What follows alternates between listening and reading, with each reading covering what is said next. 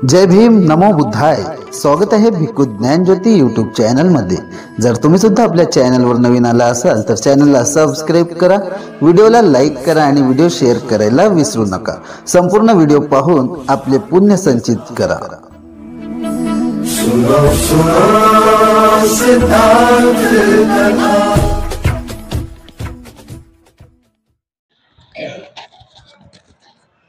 समजू शकाल की काही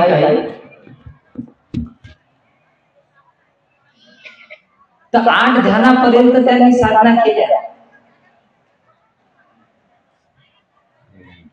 आकाशांच्या येतन पंचम ध्यान.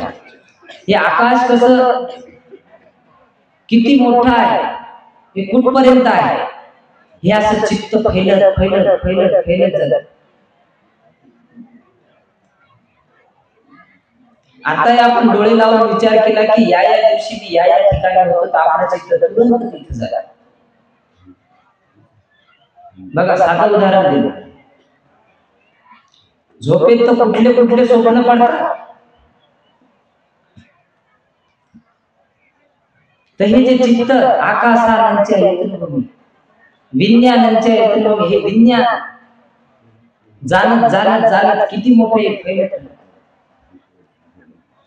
तर हे जे जेवढे प्रयागराजला हा जो मेळावा चालू आहे, याच्यामध्ये किती रिद्धी सिद्धी प्राप्त केलेले साधू संत असतील, पण सगळे मिथ्या दृष्टी. 5व्या ध्यानापासून पुढचे जे ध्यान आहे ते दुःखातून मुक्त करू शकत नाही. आकिंचन्या येतन,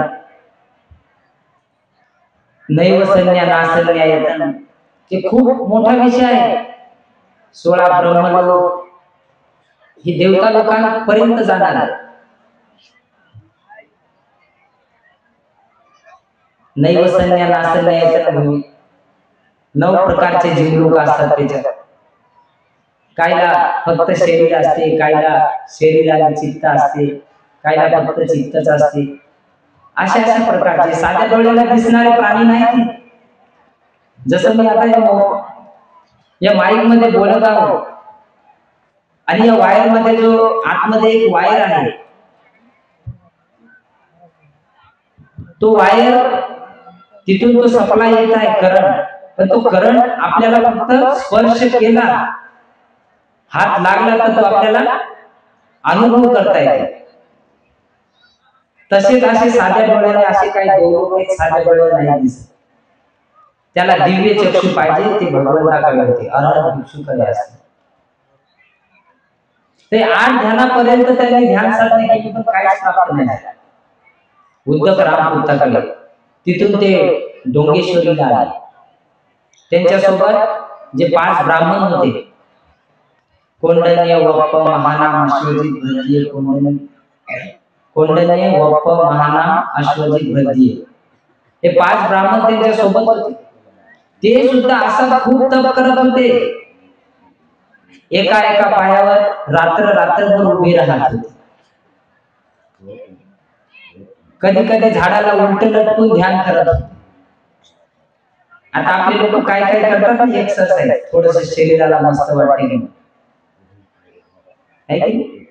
सुखद वेदना आले, हेच चांगलं ध्यान आहे. कधी ते हड्डीचा सापळा, त्याचं जे हे कवटी असते ते डोक्याच्या खाली घेऊन रात्रभर त्याला डोक्याला उशाला घेऊन झोपून ध्यान करायचं. हे बोधिसत्व जे 6 वर्षाचा जो तप होता, तर 6 वर्ष बोलून देतो आपण, आपल्याला एक दिवसभर इथे बसायला लगेच झोपा येतात आपल्याला. 6 वर्ष कसे गेले असतील. आणि ते आषाढ पौर्णिमा तर पावसाळ्यात होती सुरू, पावसाळा सुरू होते त्या वेळेला ते एवढा पाऊस, तशा कंदरामध्ये जंगलामध्ये ते बोधिसत्व ध्यान करतात. आणि 5 ब्राह्मण सोबत खूप वेगवेगळे ध्यान करून पाहिले. कडकडत्या उन्हामध्ये बसून राहिले. आता पाहतात कसे कोलाटा खातात ते नग्न साधू, काही काट्यावर झोपतात, काही तोंडात साप पकडतात, काही कशाचे युट्यूबवर येते बघ. आता माझ्याकडे काय मोबाईल नाही, पण कोणाच्या मोबाईल मध्ये दिसते ते महादेवाचं ते चुट्टा ओढतो एकदम, तो काय गांजा म्हणतात काय, लोक ते पाहून तसेच करायला लागतात. नशा तिथे पंचशील सुद्धा नाही. त्याच्यात किती हत्या होत असतील, त्या वातावरणानंच काय किती सारे लोक मरण पावले असतील. एवढं गंदगीचं वातावरण निर्माण झालं. अष्टशीलचं तर दूरच, किती नाच गाणे ते त्यांचे काय ते कर्मकांड, हे सगळे बोधिसत्वानं त्या 6 वर्षाच्या तपस्यामध्ये एवढी तपस्या केली. कडकडत्या थंडीमध्ये ते सकाळी 4 वाजता डुबक्या लावायला जातात. पेपरला येते 5 करोड लोक येणार आहेत, इथे 4-5 लाख लोक असतील, काय जास्त कमी आपल्याला माहिती. बघा निडी आहे त्यांची, अंधश्रद्धेची. सम्यक श्रद्धा उत्पन्न व्हायला बुद्धाचा धम्मच, हे 37 बोधी पक्षीय धर्म जे नंतर जे प्राप्त केले सांगतो हळूहळू. मला टाइम थोडा कमी दिलेला आहे, त्याला पाहून चालावं.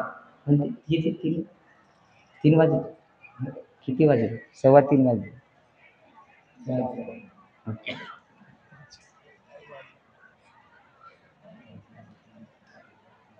तर हे सगळ्या उन्हामध्ये, थंडीमध्ये, कडकडत्या थंडीमध्ये बोधिसत्व खूप तपस्या केली. जंगलांमध्ये लोकात येत नव्हते ते.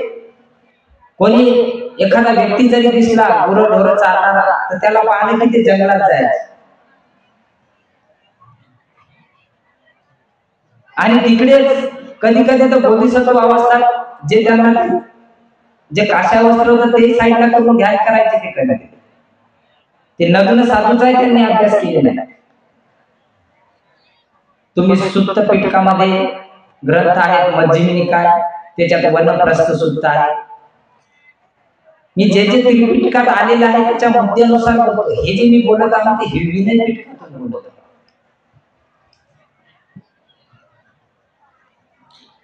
तर कडकडत्या उन्हामध्ये सुद्धा ध्यान केलं, कडकडत्या थंडीमध्ये, गुफांमध्ये, कंदरांमध्ये. कधी कधी तर ते त्याच्या गावात जायचे. सुजाताचं ते जिथं खीर त्यांनी दिली त्या गावात जायचे. सेनानी गाव, बुद्ध गयला गेल्यावर तुम्हाला त्यावेळेला सेनानी नाव. तर ते 7-8 किलोमीटर तिथे जो मार्ग लंबा आहे, तर ते जाण्या येण्यात थोडा त्यांना असं वाटलं की जाऊन येऊन आपलं ध्यान बरोबर होत नाही, तर आपण एकाच जागेवर ध्यान करत राहायचं. तर उरुवेल म्हणजे बेलाचं झाड, त्या वनामध्ये बेलाचे झाड जास्त होते. तर त्यांनी विचार केला आपण जागेवरच बसून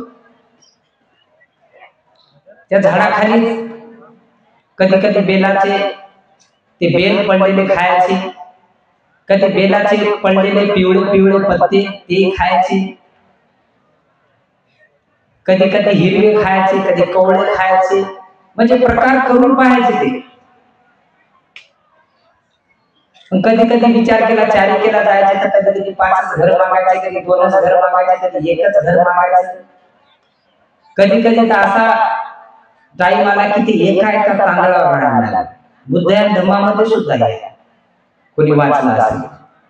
जेव्हा एका तांदळावर राहायला लागले, तर त्यांचं जे शरीर आहे पूर्ण हड्डीचा सापळा झाला. पोटाला हात लावला तर तो त्यांच्या पाठीच्या कण्याला लागायचा, आणि पाठीला हात लावला तर पुढच्या पोटाच्या चमडीला लागायची. आता काही मूर्त्या आहेत तुम्ही पाहिल्या असतील, म्हणजे हा किती तप आहे. 6 वर्ष त्यांनी घनघोर तप केला, पण त्यांना काहीच प्राप्त नाही.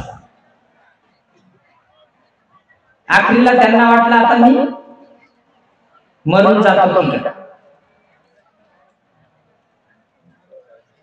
काही लोक त्या सेनानी गावातले म्हणायचे, जेव्हा हे सिद्धार्थ गौतम सुरुवातीला आले होते ते एवढे सुंदर दिसायचे, एवढे गोरे पान दिसायचे, कोवळे कोवळे त्यांचे हातपाय होते, आणि आता हे तपस्या करून करून हे कसे झाले?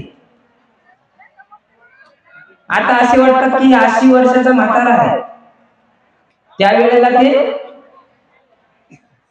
असे जवान होते, कारण ते 27व्या वर्षी गृहत्याग केला, 29व्या वर्षी.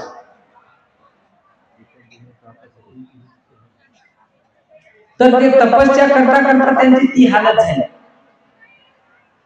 आपण ध्यान करतो माझंच खरं आहे, हेच बरोबर आहे, पण त्याच्यासाठी गुरुची जरूरत आहे. पण ते स्वयंगुरु आहेत, स्वयंबुद्ध झाले, स्वतःच्या प्रयत्नाने झाले. ते सम्यक समबुद्ध आणि पश्चिमबुद्धच होऊ शकतात. अरहंत जरी व्हायचं तर त्याला गुरु पाहिजे, उपाध्याय पाहिजे. हे आमचे आचार्य आहेत. आम्ही भटकलो कधी इकडे तिकडे, हे आमचे आचार्य. आमच्यातही रागद्वेष येते, आम्हाला असा अभ्यास झाला, तसं ध्यान झालं, काही नाही, चालू आहे. फक्त एक दिवस वाघाला भंतीजी मगाशीच सांगितलं, इथे झाडून काढत होतो मी, 2022 ची गोष्ट आहे, सकाळी 7 वाजता झाडून काढून झाडू ठेवला, त्या बुद्धमूर्तीला चिवर लावत होतो. 22 ऑगस्ट 2022 त्या निघून जंगलातून वाघ आला. जसा वाघ आला एकदम थरथर हातपाय हालायला लागले, काही समज नाही. जाऊन जिथं भंतीजी बसतात तिथं जाऊन बसतो, अंगावर चिवर घेऊन. काय सांगावं, खाऊन घ्यायचा मध्ये भंतीजी खाल्ला आमचा. हा मध्यम मार्ग, मजिमा पटपदा तथागती अभिसंबंध. आता ते ऑटोमॅटिकच घटना होते, ते काही कळत नाही. त्याच्या पहिले का राहुल भंते मरण पावले होते, इथं टॉयलेटला गेलो सकाळी सकाळी, तर असा आवाज दिला, मी इथून कधी उठून त्या हॉल जवळ पोहोचलो मला पता नाही. ती बॉटल एकीकडे, मी एकीकडे, तिथे जाऊन पोहोचलो. 5-6 सेकंदात असं वाटलं आलो का, पूर्ण धडधड करत. अरे म्हणलं आपण एवढा गृहत्याग केला, उपसंपदा केली, हे पळून जाण्यासाठी केली? असा मनात विचार करून माझी संघाटी तिथेच होती झाडाकडे. सकाळी मी वंदना केली आणि इकडे टॉयलेट आला. ती पहिली घटना. राहुल भंते मरण पावले त्याच्यानंतर मग भंतीजीला म्हणलं, आता मी मेलो तरी चालेल, मला अधिष्ठान द्या. इथं अधिष्ठान दिलं 20 दिवसाचं. असं वाटत आहे की आता दुसरा दिवस माझ्यासाठी निघते का नाही, आणि मी एकटाच, कोणी नाही, सगळं भयभीत वातावरण निघत. जाऊ द्या, बसू द्या म्हणलं, आता काय, एकदा का मरून जाणंच आहे, आता काय आपण काय अशीच राहणार आहोत का? सगळ्याला एक दिवस आपलं शरीर त्यागायचंच आहे. सम्यक समबुद्धाला आपलं शरीर सोडावं लागते, आपण काय चीज. म्हणून दृढ संकल्प केला, बसलो. भंतीजीने आनापानचं कर्मस्थान दिलं. पहिला दिवस गेला, मी भंतीजी सारखं बसून राहतो, घाबरायचो. कुणी कुणी येईल काय सांगता येते. रात्री पत्ता जरी पडला तर एकदम हवा जरी आली काही काय एकदम घाबरायचं. आणि एकटाच रात्रीचा बसून राहायचं, बघायचं. एक दिवस गेला, 2 दिवस गेले, असे करता करता 3-4 दिवस गेले. 11वा दिवस आला. 11व्या दिवशी ज्या बिबट्यानं भंतीजीला मारलं तोच बिबट्या तिकडून आला.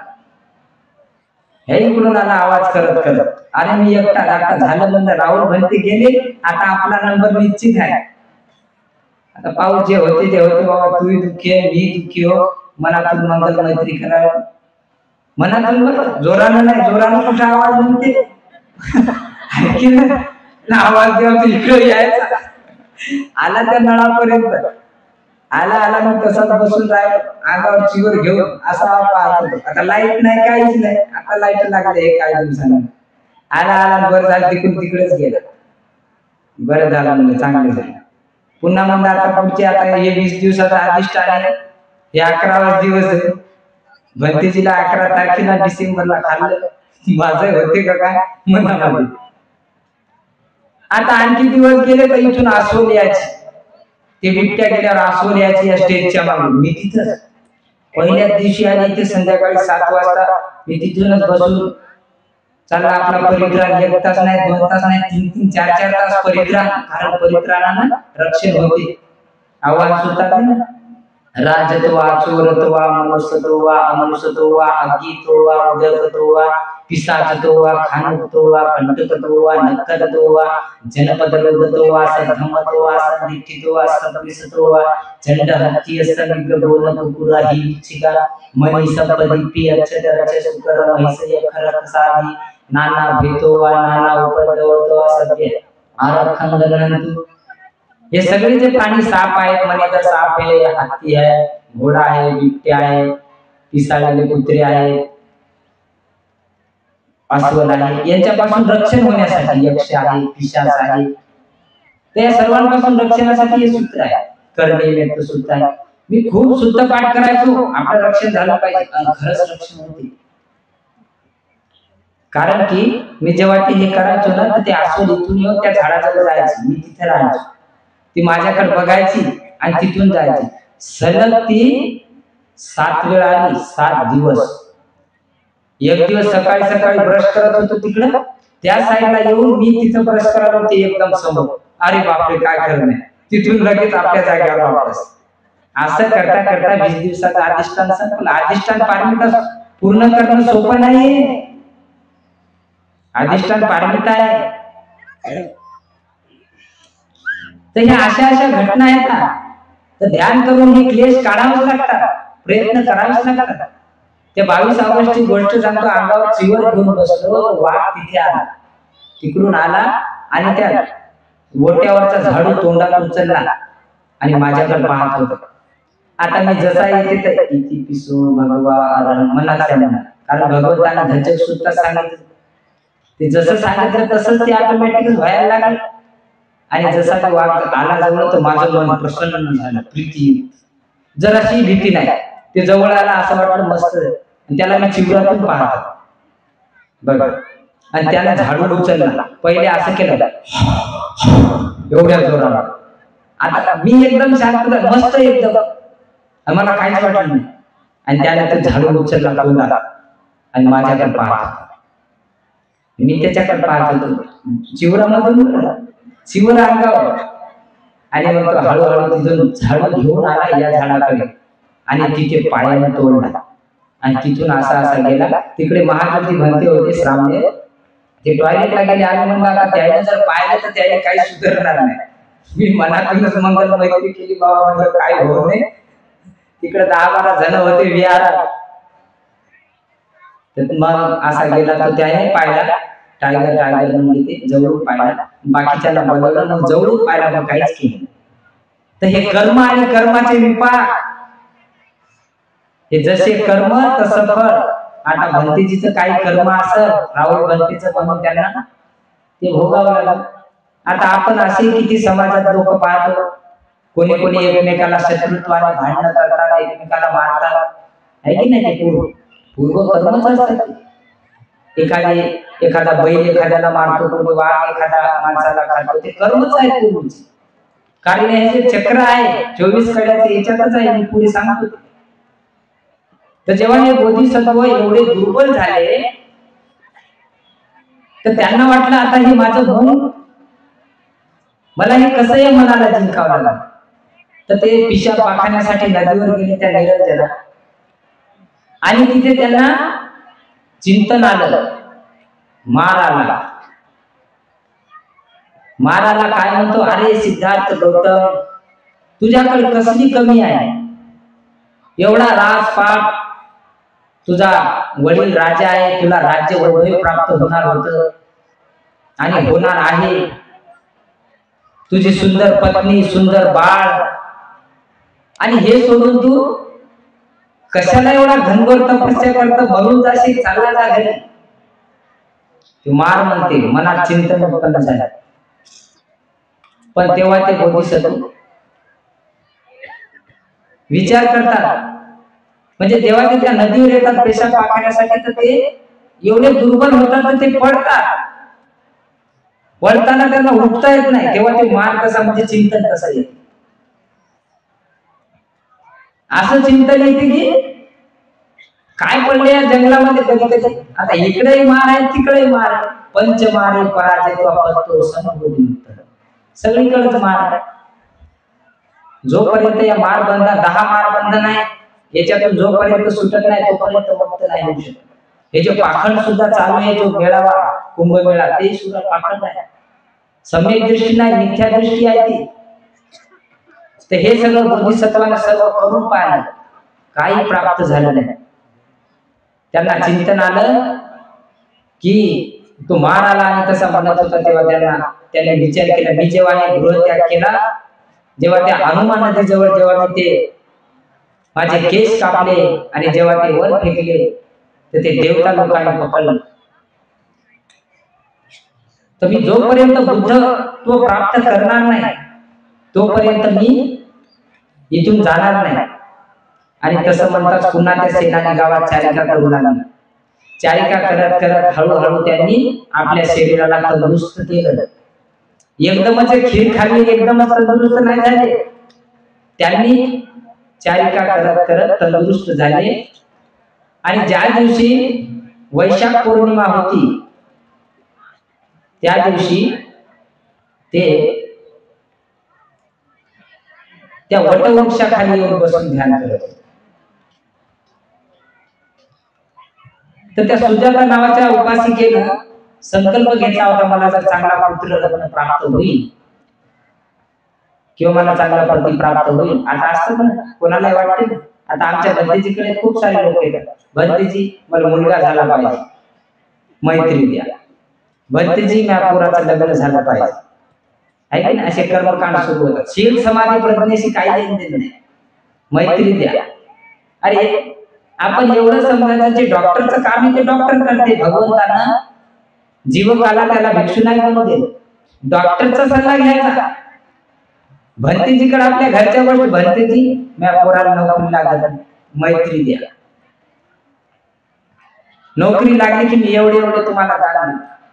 पहा कसं, म्हणजे असं शुद्ध चेतन दान देण्याचा इच्छा नाही, काय सोबत घेऊन जाणार. भगवंत म्हणतात धम्मपदामध्ये 5व्या वर्ग आहे, पुत्तामथी धनमथी ती बालो विहयती अत्ताही अत्तनमथी पुत्तो पुत्ता पुत्तो धन. आपण जे विचार करतो, पुत्र माझे, पत्नी माझी, धन माझे, हे माझं ते माझं, असा आपण दुर्बुद्धीने विचार करतो. भगवंत म्हणतात जेव्हा शरीरच आपलं नाही, अत्ताही अत्तनमथी पुत्तो पुत्ता पुत्तो धन. जेव्हा शरीरच आपलं नाही तर कुठले पुत्र आणि कुठलं धन संपत्ती. आपण दान किती देतो? फक्त एक दिवस जेव्हा एक प्रोग्राम राहतो त्या दिवशी येतो, थोडं थोडं टाकतो, सांडस्तोर टाकतो. जरा महिनाभर इथे एक एक परिवार येऊन पहा, तसे येत राहतात. पण दान देणं कसं चकुपचे दान. त्या काळी विशाखा माताने 27 करोडचं विहार बांधून दिले, अनाथ पिंडकानं 54 करोडचं विहार बांधून दिले. तरी असं मार येत असते. मार कसा असते? मार म्हणजे राग, द्वेष, मोह, अहंकार, वासना, भय, हे काय आहे? मार आहे, मार बंद नाही. तर हे येणारच आहे जोपर्यंत नष्ट होत नाही.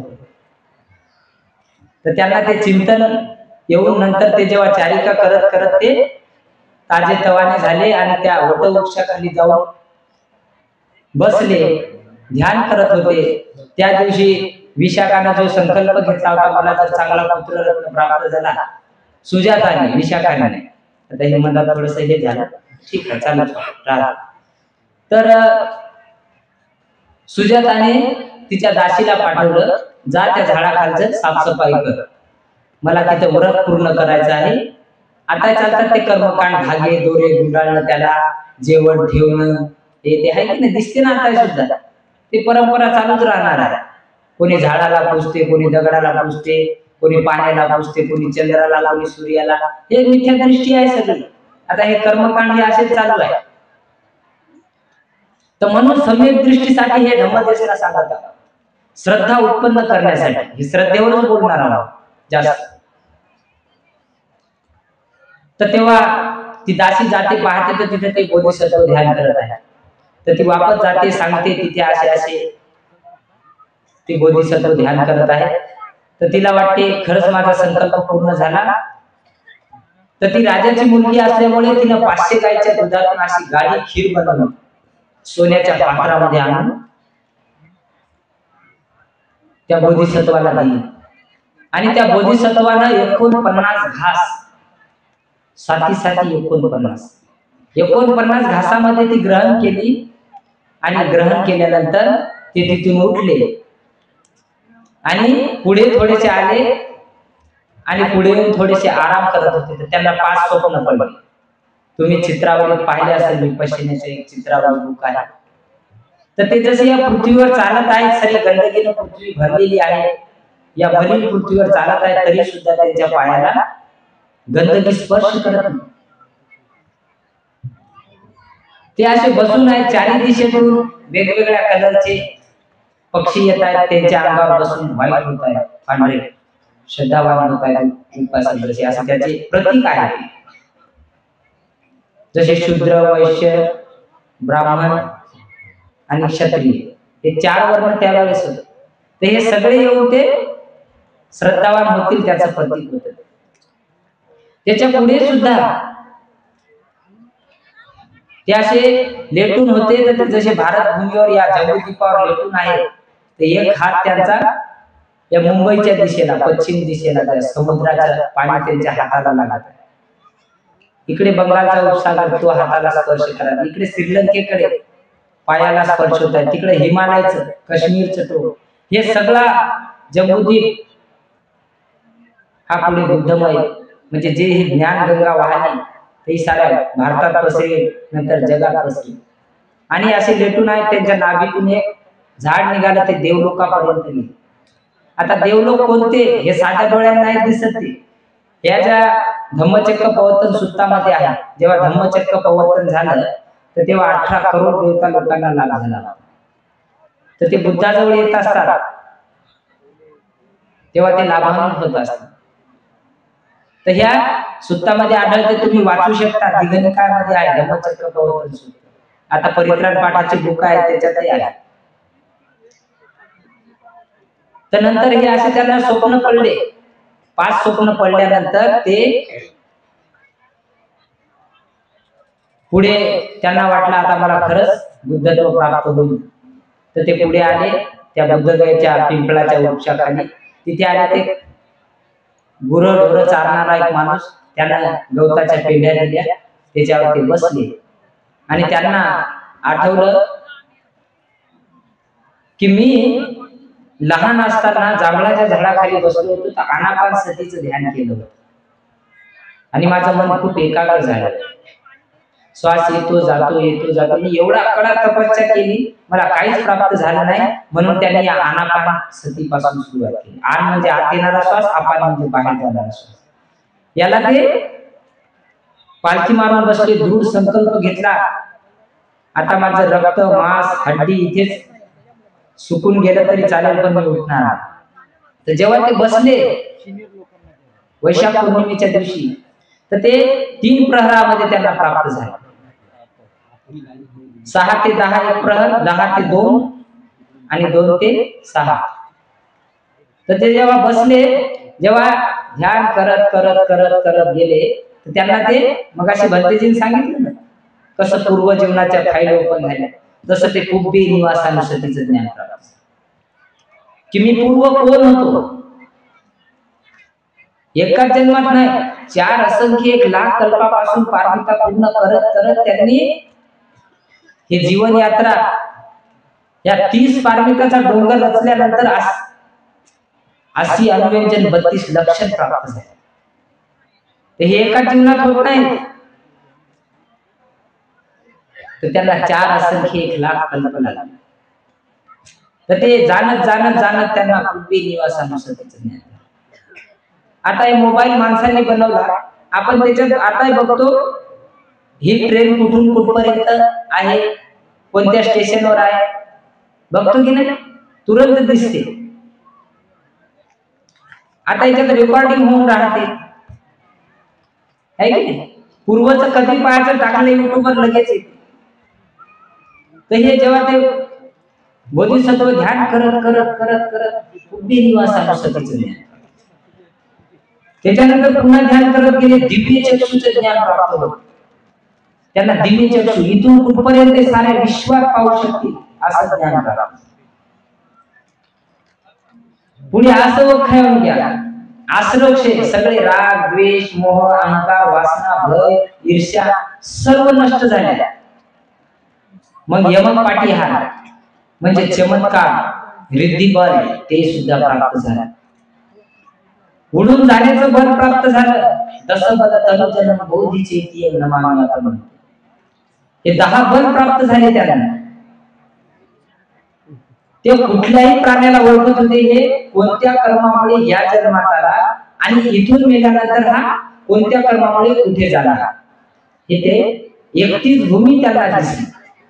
बुद्धत्व प्राप्त झालं. 32 लक्षण 80 अनुभवजन दिसायला लागले. तर त्यांनी चिंतन केलं त्या विमुक्ती सुखाचा.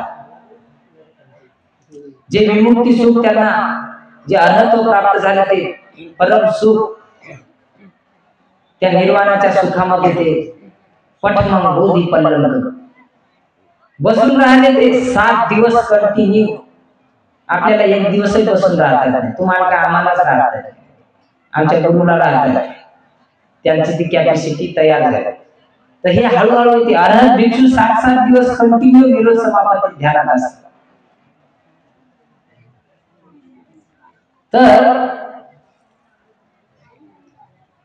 तर हे पठमंग बोधी पल्लंक 7 दिवस कंटिन्यू ते त्या विमुक्ती सुखाचा आनंद घेत द्वितीयांचे आणि निसन दुसरा सकाळ बोधगयला गेले ते हे स्थान तुम्हाला तिथे दिसते. त्या अशोक सम्राटाने या लोकांना माहीत व्हावं म्हणून त्या तिथे पाट्या लावून ठेवलेल्या आहेत. काळोखाळ सरकारनुसार ते बदलते. तर दुसरा सप्ताह त्यांनी त्या बोधिवृक्षाकडे कृतज्ञता म्हणून पाहत राहिले. 7 दिवस कंटिन्यू आपली पलक न झपकता कंटिन्यू. आपली 1 घंटा तरी बापणी राहते का 1 मिनिट. जेव्हा ते अभिज्ञा प्राप्त होतात तर त्यांचे शरीर एकदम शांत होते. तर कंटिन्यू ते त्या बोधिवृक्षाकडे पाहत राहिले. कृतज्ञता व्यक्त केली. या झाडा खाली मला बुद्धत्व प्राप्त झाले. ततीयंचन गमन सिस्टम तिसरा सप्ताह आपण हे चक्रमण करणाऱ्या साधना आहे ते आपल्याला दिसतात. तर तिसरा सप्ताह त्यांनी तिथे सारं जंगल होतं. तर तिथे आपल्या रिद्धी बलाने मोठमोठाले सुमेरू पर्वत सारखे मोठमोठाले असे खांब उभे केले रिद्धी बलाने भगवंताने. आणि त्याच्यावर एक सपाट भाग काचासारखा त्याच्यावर ते चक्रमण करत होते. आकाशात ते असे शोभून दिसत होते. एकदम मोठं त्यांचं शरीर. सगळे लोक पाहून एकदम आनंदित होत होते. ते 7 दिवस कंटिन्यू. आणि मग ते त्यांना रिद्धी सुद्धा दाखवली. एका डोळ्यातून पाणी काढत होते. एका डोळ्यातून आग काढत होते. एका हातातून आगीचे फवारे तर एका हातातून पाण्याचे फवारे. एका लोम मधून म्हणजे जे लोम आहेत हातावर केस त्याच्यातून अग्नी एकातून पाणी हे असे रिद्धिबल त्यावेळेला दाखवले भगवंताने. पण नंतर भिक्षूंना चमत्कारावर बंदी लावली. कारण हे असे कर्मकांड सुरू होतात पुढे. मग कोणी कशाला पूजायला लागते. दगड धोटे नदी नाले चंद्र सूर्य झाड. म्हणून मग असे मी म्हणलं त्या झाडाला जेवण देऊ नका. धरतीची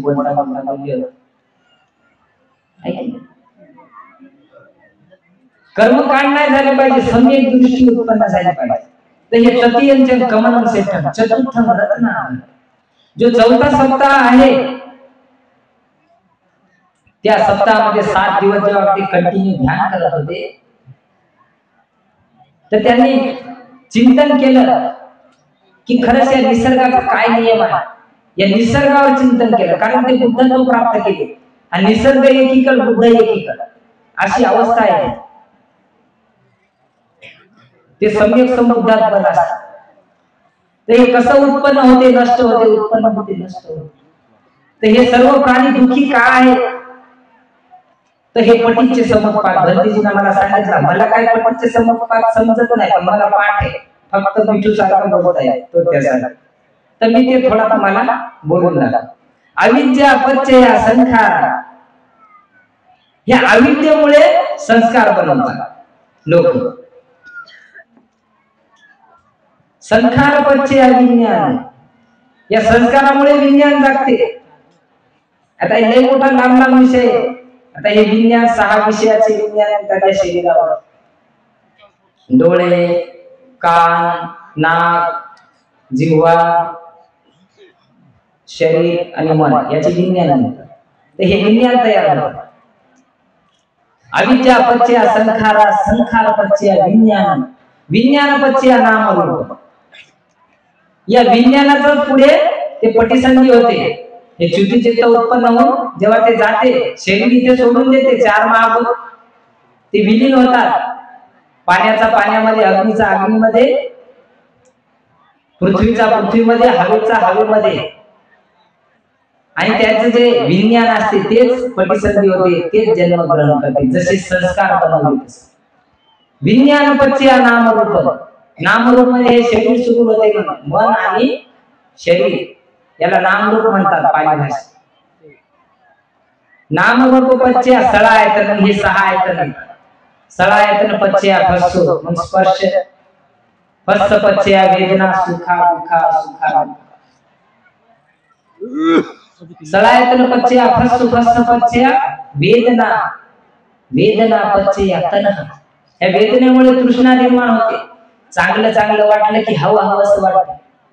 दुःखद आलं की ते नको नको असं वाटतं, दूर. वेदना पच्चया तन्हा. या तृष्णेच्या आधारावरती तर आपण संस्कार करतो. तन्हा पच्चया उपादान, मग आसक्ती व्हायला लागते. सुखद प्रति आसक्ती, दुःखद प्रति द्वेष. तन्हा पच्चया उपादान, उपादान पच्चया भव, त्याचाच पुनर्भव होतो. आणि भव पच्चया जाती, म्हणजे मग जन्म होतो. या भवामुळे जन्म होतो. भव पच्चया जाती, जाती पच्चया जरा मरण शोक परिदेव दुःख दोमनसुपायासा संभवन्ति. एवमेतस्य केवलस्य दुःख खलस्य संभयो होती. जाती म्हणजे जन्म, पाली भाषा आहे. जन्म झाला म्हणजे बुढापा येणारच. जरा आता म्हातारपणी दुःखच दुःख आहे की किती दुःख आहे. व्याधी की दुःख, शरीरावर व्याधी आहेत, दुःखच दुःख आहे. मरण की दुःख, मरताना वेदनाच वेदना. हॉस्पिटलमध्ये जाऊन पहा कसे कसे लोक कर्माने तडपत आहेत, असे म्हणतात आपापल्या कर्मामुळे. आणि पण पुन्हा जन्म होणारच, कारण हा निसर्गाचा नियम. हे भगवंत पाहत होते त्या 4थ्या सप्ताहात. भव पच्चया जाती, जाती पच्चया जरा मरण शोक परिदेव दुःख दोमनसुपायासा संभवन्ति. या अविद्येमुळे आपणच आपल्या दुःखाचा डोंगर उभा करतो. रडणं, पिटणं, क्रंदन करणं ह्या गोष्टी सुरू होतात. त्याच्यानंतर हे दुःख सत्य आणि दुःख दुःख समुदय, हे 2 या आर्य सत्यात येते. त्याच्यानंतर दुःख निरोध आणि दुःख निरोधगामी पटिपदामध्ये. म्हणजे दुःखातून मुक्त होण्याचे कडी आहे. या 12 कड्या अनुलोम आहेत आणि 12 कड्या पटिलोम आहेत.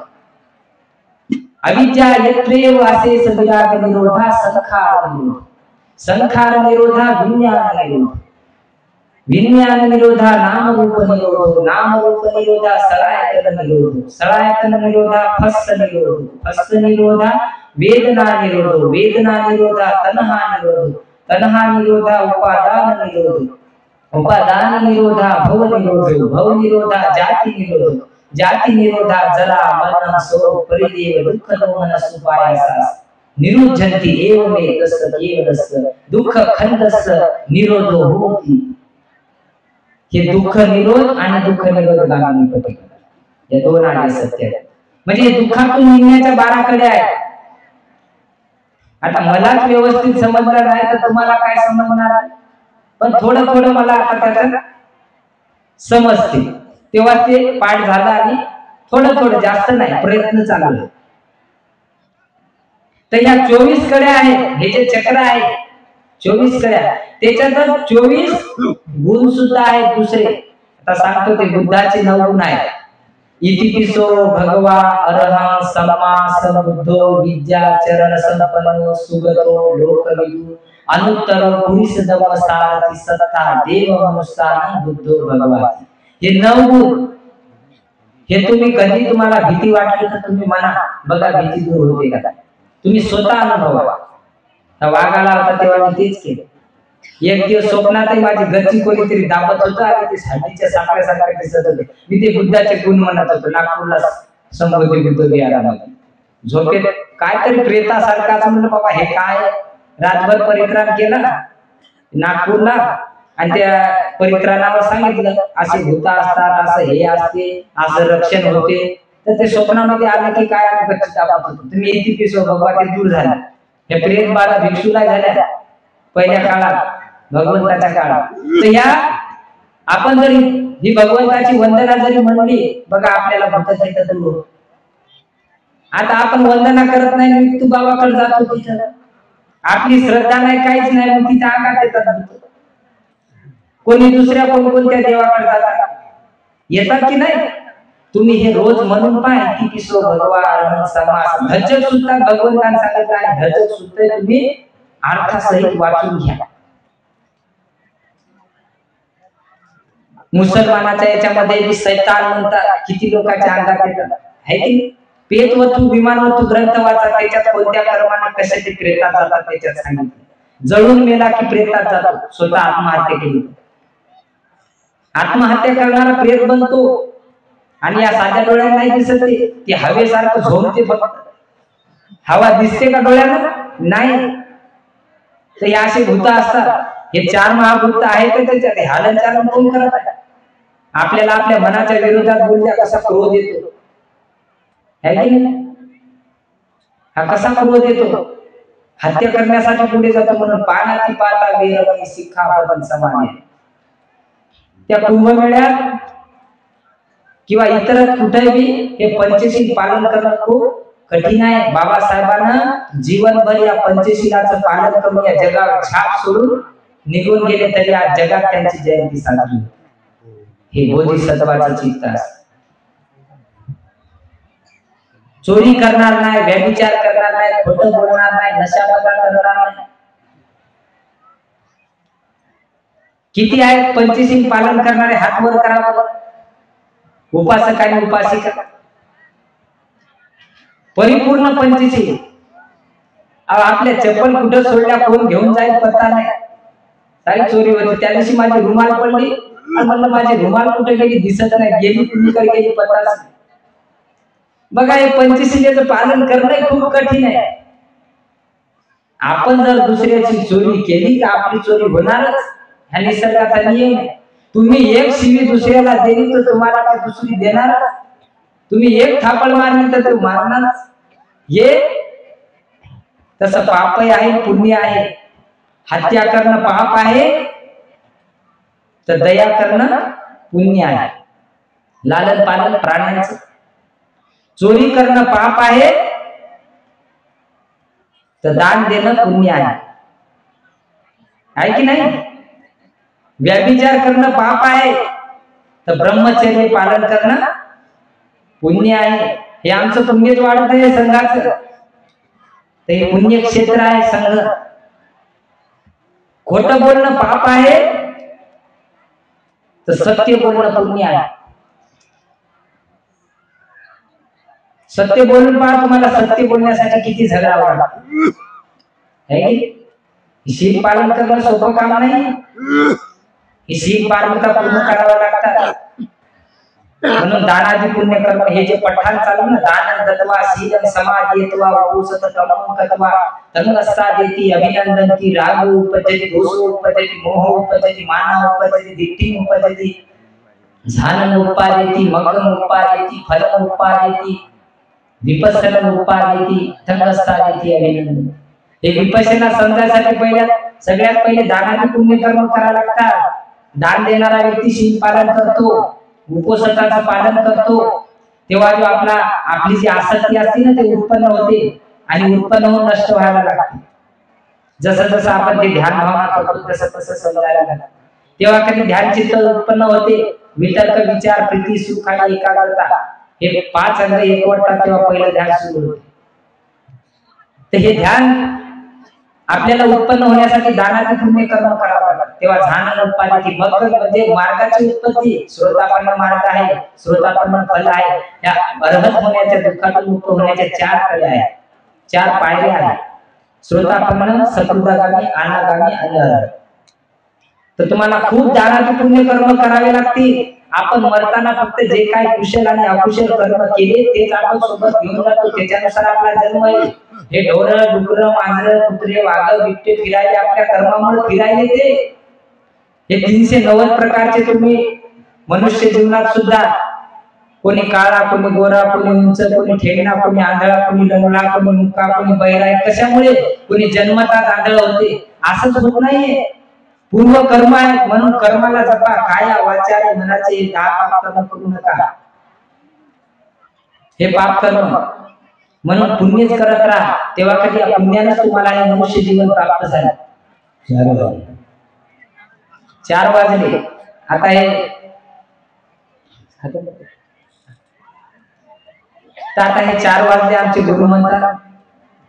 आता इथे संपवतो. पुढच्या वेळेस जेव्हा कधी 4 मिळेल तर मी इथेच थांबतो आणि सर्वांच्या प्रती मंगल कामना करतो. स्वपीतियो विवर्जन्तु सब रोगो विनाशतु माते भवन्तु अंतरायो सुखी दीर्घायुको भव. भवतु सब मंगलम रक्षन्तु सब देवता सब बुद्धानुभावेन सदा सुखी भवन्तु ते. भवतु सब मंगलम रक्षन्तु सब देवता सब धर्मानुभावेन सदा सुखी भवन्तु ते. भवतु सब मंगलम रक्षन्तु सब देवता सब संघानुभावेन सदा सुखी भवन्तु ते.